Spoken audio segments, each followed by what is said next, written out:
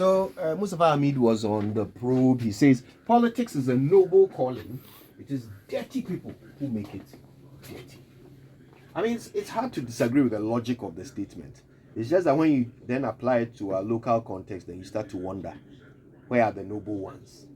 Because I don't know which list will be longer, the noble politicians or the dirty ones. Dirty one.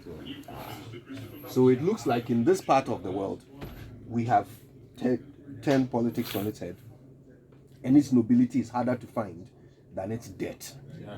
Right? And you see, it's because of this whole, well, I don't know, but this whole winner takes all thing. Which, I mean, to be fair, maybe it's just something we inherited from the coup d'etat days. But this idea that whoever wins the election wins ownership of state resources, that idea is what feeds into the debt that is fueling our politics. So the people who are coming into the thing, they are coming because once they win, they will have ownership of resources. They won't have stewardship of resources. They are not coming to make decisions about our wealth. They are coming to make their wealth. You see, so unfortunately, not only are our politicians more dirty than noble, but increasingly they will be more dirty than noble, because the profession will attract the dirty because of the way it rewards them. No, I get your point. I believe also that we've turned it on its head. And it's true, it's a noble profession. To agree that the public should scrutinize you, invade your privacy, and to agree to put your private interests aside completely and pursue a collective national interest with very little reward to yourself. That's what it is, actually. Sometimes without reward completely. It should take a higher calling, somebody of higher values to do that. That's what makes it noble. That's what makes it. I mean, sometimes people also feel that, you know, in the great cities, they were of the opinion that it is for philosopher kings, the people who really think deeply and they have a godly right to rule, who are the people who actually should be doing the politics.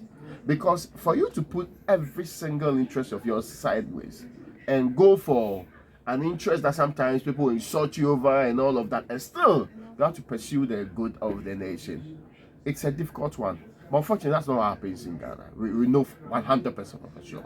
Listen, 99.9%, no, 99.7% of the people in our politics, quick shout out, yes, are not people who believe it to be a noble profession at all.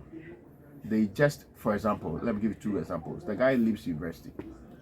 The guy is making a bit of noise as a student leader. So political parties feel, let's get this guy on our plate.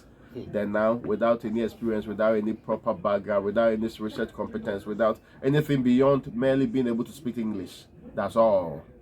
Then he joins the ranks and becomes a minister along the line, deputy, then subsequently MP, then moves on. Secondly, now the newest path is he struggles to go through law school, hardly passes exams and makes it through.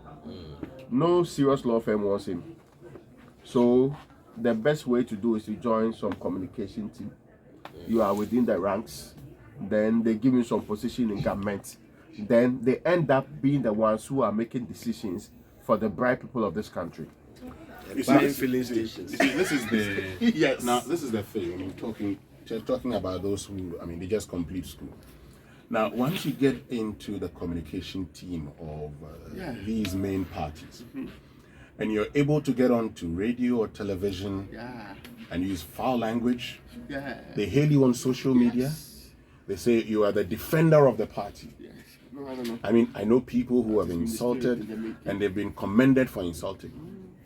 And that's, you see, so we have reduced our politics to that level. Very little praise at work. Now, the people that you talk about, the dirty people, have made our politics itself dirty, because the dirty people are rewarded. And once the dirty people are rewarded, it is seen as the way to go. And that's what the challenge is. Because look, today, today. So there's no contest of ideas. No, there's no The guy contest of has ideas. no ideas of his own. He has not developed one. He just Everything. left school and Look, just, listen to people. Yeah. Listen to people today. And when you had the president at the time talk about he preferring loyalty to anything else, and when the president came as a way of rewarding the party members, if you're a chairman of a constituency, you are likely to be the DCE. If you're a regional chairman, you are likely to be the regional minister. You saw it happening. Yeah. Now, what that means, and these may not be dirty people, but what that also means that if you catch the eye through some of these comments, no matter how dirty they are, you'll be rewarded, because then the party will tell whoever leads the party that Acquah will buy your opposition power. Look, Woon to me said, Alan Chamantin has never insulted Mahama before. Yeah. And that's why he wasn't negative, fit. Imagine. And that's why he wasn't fit to lead the NPP. That should be food for thought. Imagine that. So, so you finish university, you haven't had a job before, but by and by, millions will be found in your house. By and by, you will buy filling stations. You come into politics, and even the ones who claim not to collect salary, their private businesses make millions every time we go and borrow.